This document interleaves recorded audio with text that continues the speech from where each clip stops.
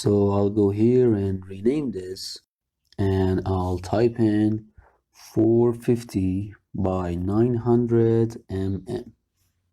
And after I've done that, I open it up, the type properties, and here I'll edit the B parameter to 0.45 of a meter.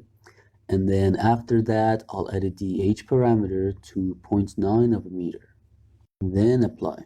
Then I'll go here and make a duplicate of this, and I'll name this one 450 by 800 mm.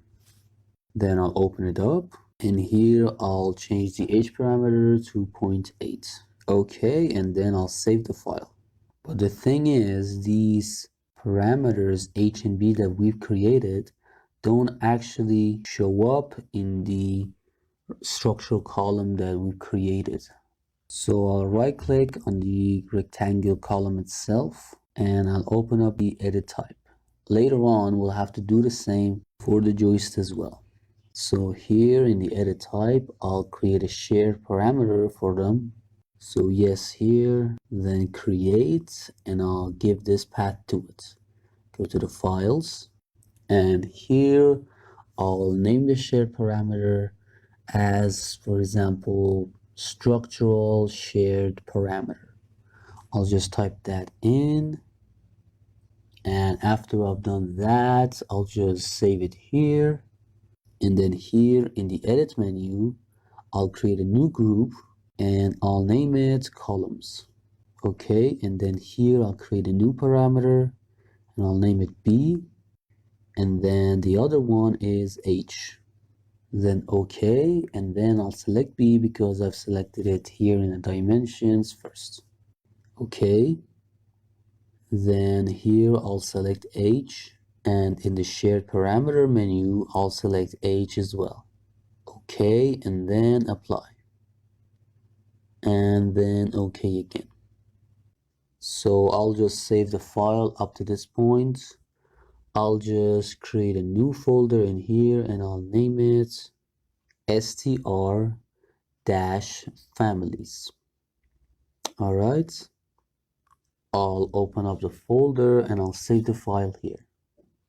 After I've done that, I'll just click on load into project and close, then overwrite, and all right. And now you can see them if we open up the rectangular column as well. So here 450 by 800 and then 450 by 900. So the next one that we have in the plan is 400 by 800. So I'll just duplicate this and I'll name the new one 400 by 800 mm. And then I'll edit the B and H to 0.4 and 0.8. So the next one in the plan is 400 by 800 as well, which we have a lot of in the plan. So if we actually take a look at it in the AutoCAD file here, we have a 40 by 80 for section 3. And then for the section 4, we also have 4 by 80. So their difference is probably in the type or order of rebars. For now, we don't have anything to do with the rebars, so we'll just create one type for them and it'll work just fine. Alright, so the next one that we have is 400 by 700. So here I'll make a duplicate and I'll name it that. Open it up and change the H to 0.7.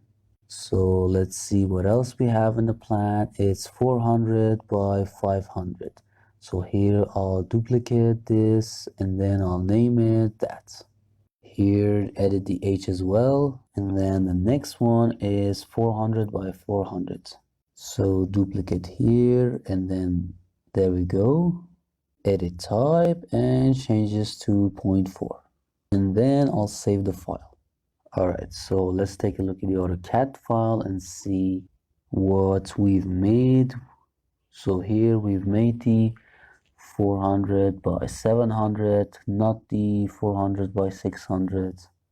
And let's see what else. I've made the 450 by 90 and 450 by 80. So I'll just have to make the rest. And the only one remaining is 40 by 60. So here I'll make a duplicate and I'll name it 400 by 600 mm. Then open it up and edit the age to 0.6. Let me just take another check. I think we've made most of the column types, and if we've missed any when we're designing them, we'll just create them there. All right. So now in the next video, we'll just start placing the columns, and then we'll continue from there.